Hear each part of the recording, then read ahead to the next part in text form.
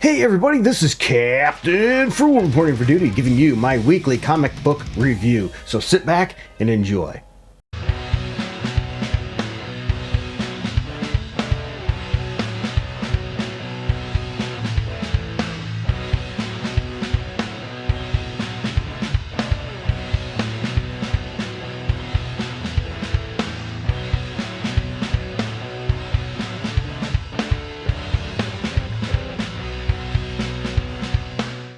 Alright everybody, for those of you that know the drill, I go over a bunch of comic books for the week that I chose to read.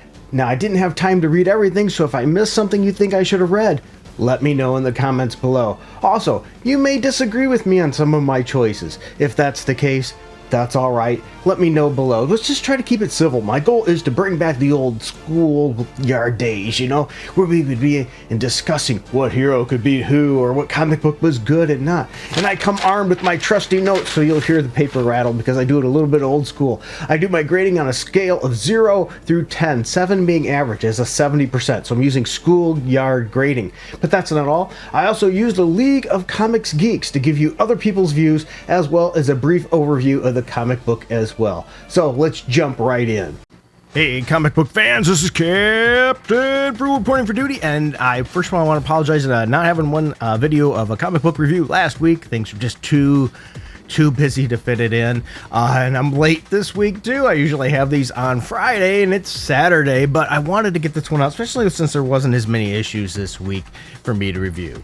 So, for those of you unfamiliar, let's get into the virtual comic shop and discuss some comic books. First, I want to start with Red Hulk number 6. Had 114 ratings and a 3.8 mostly positive score. And you know what? I agree. I gave the book a strong 7.2. Yeah, I know that. Remember, my scale 7's average.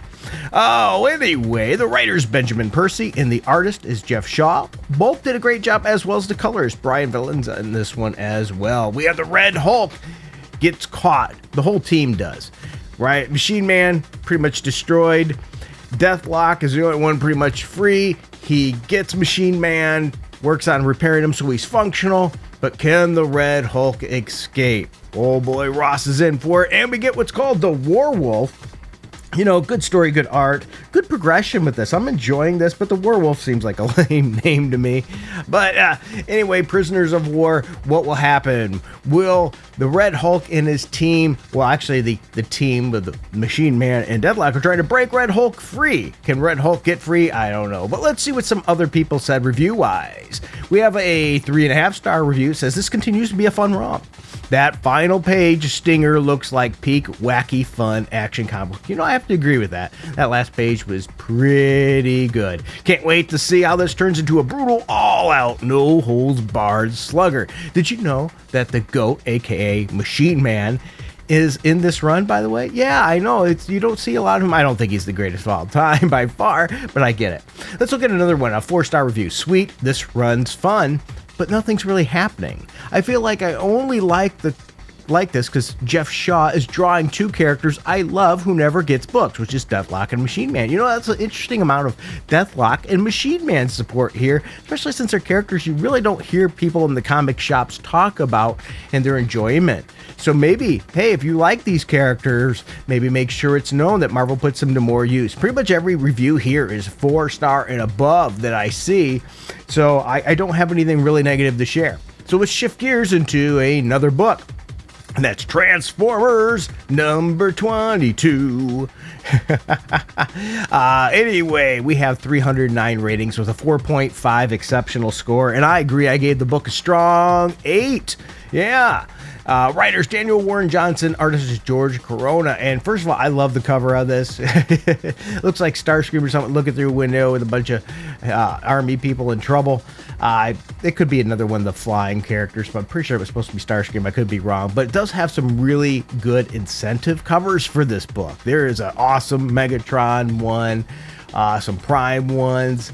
Actually, all the incentive covers and retail exclusive ones are pretty darn cool. But even that said, the standard one makes me want to get that book. I look at it and it's like, oh my gosh, those those army troopers are in trouble, and those Decepticons, you know, if you've been reading this series, are just nasty, nasty people. There's no going back in this book as the Autobots and Decepticons prepare to make their last stand. Boy, has this book been nothing but a constant beat down and thrashing every issue almost there. Interesting cover. And there's division now amongst the Autobots, which is a pretty good twist here, because we've had a lot of division with the Decepticons. In this one, you see how Optimus Prime's kindness to others pays off as he gets people helping him now. And I thought that was very nice. Good art, good story in this book. I'm really enjoying it, but let's look at what a couple other people say. As I'm scrolling through, I don't see any even close to low scores for this book, so I'm gonna just share just a little bit here. Here we go. This one is a 4.5. I don't care for the industry plant Shredhead, but the rest was good. The last few issues have kind of felt like we're getting this really cool fight, guys. Next issue, crap is going down, and I know we're at 2 issues left, and next issue, crap is already going down, and now we're at 2 issues left. Well, 2 issues left. Is this supposed to be a limited run? I don't think this was, or do they mean with that particular storyline with that writer? It says, I like the parallels with earlier issues. It's fun to see Megatron and Optimus spot. Also, my glorious goat Wheeljack gets his 5 lines in an issue, and it's great.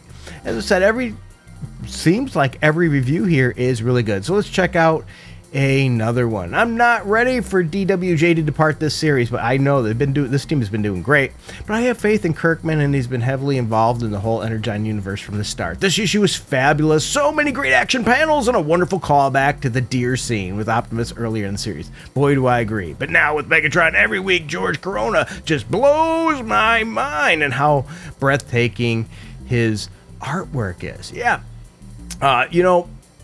Excellent. People are liking this series, and I think it deserves every bit of that. Like, I am really enjoying Transformers. In my opinion, that's one that you should not be missing. Definitely should be reading Transformers. If you haven't, I suggest strongly give it a try. Now, this next one, I don't really agree with the people on here too much. It's Batman and Robin number 23. I've been reading this series and enjoying it. It has 164 ratings with a 4.1, very positive score. Don't get me wrong, I gave the book a 7.3. But man, I just don't see why such a high score. Writer Philip Kennedy Johnson, artist Miguel Mendoza. And it says Damian in the clutches of Memento. Yep, that's what we have here. They're trying to save, and Batman is. And Damian's fighting for himself as well as saving the kids that were looking for him. Here's the thing, though. It's good art and good action, but I prefer my Batman stories more well-grounded. I know, you can at me at that. Batman's had a lot of really wackadoodle out there stories, absolutely throughout his history. But I don't know, I just sort of like the more grounded villains. You know, maybe not quite as fantastical as this. I'm not saying this is bad, but I just, that doesn't do it for me as much. And I do like, though, how this issue ends on the last few pages. That gets me enjoying it a lot. But you know what? This book did have a variance of different viewpoints. So I'm going to talk about this one that gives it a 2-star review. I clicked on it, but it's in a different language. So I can't read that one. Guess I won't be reading that 2-star review. Let me see what else I can find. A lot of 5s, a lot of 4s. Here's a 2.5 one. Let's see if I can read this one.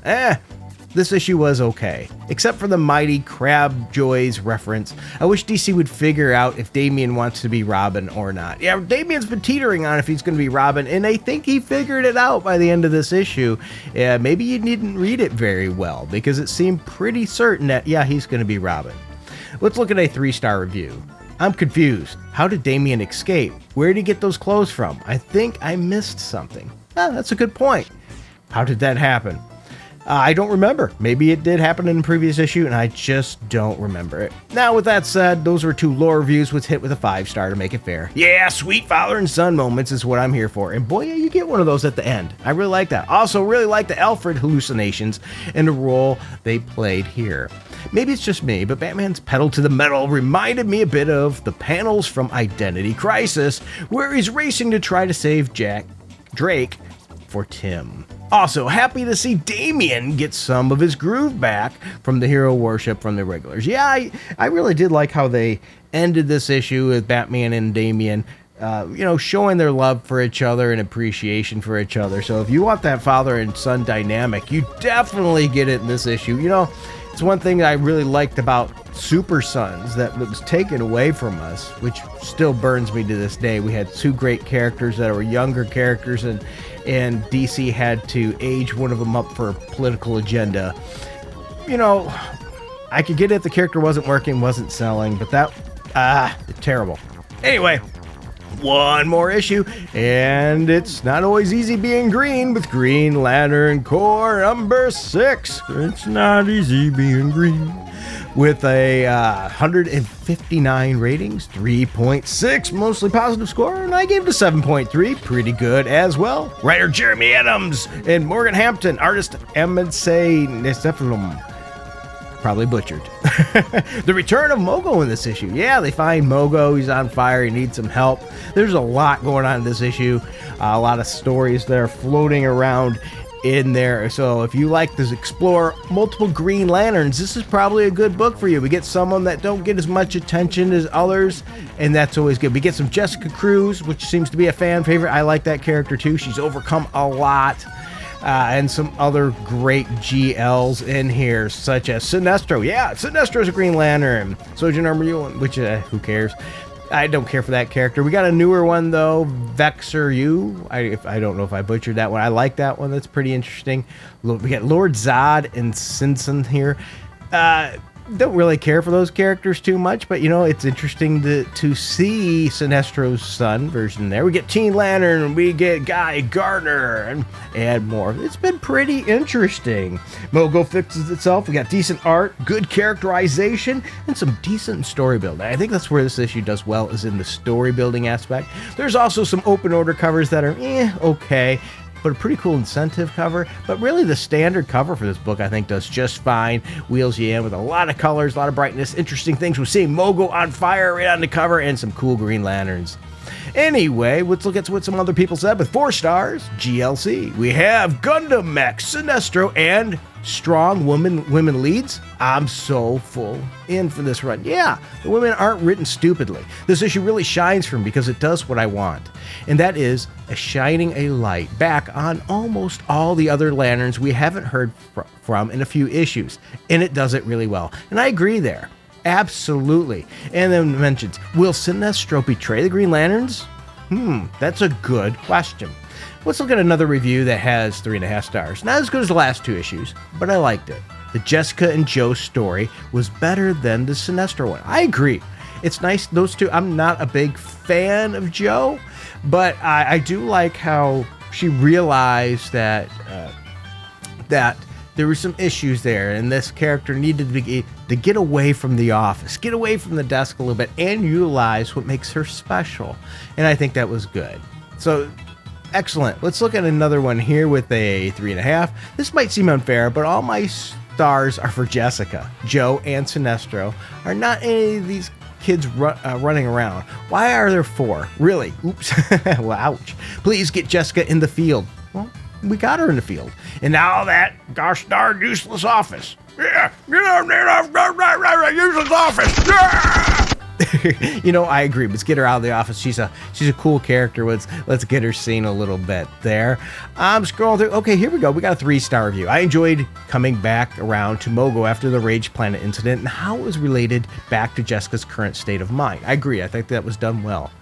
I'm also glad it was Joe who helped her. On the other hand, the Sinestro side story was meh and contrived. You know what? I think that one hits great with me.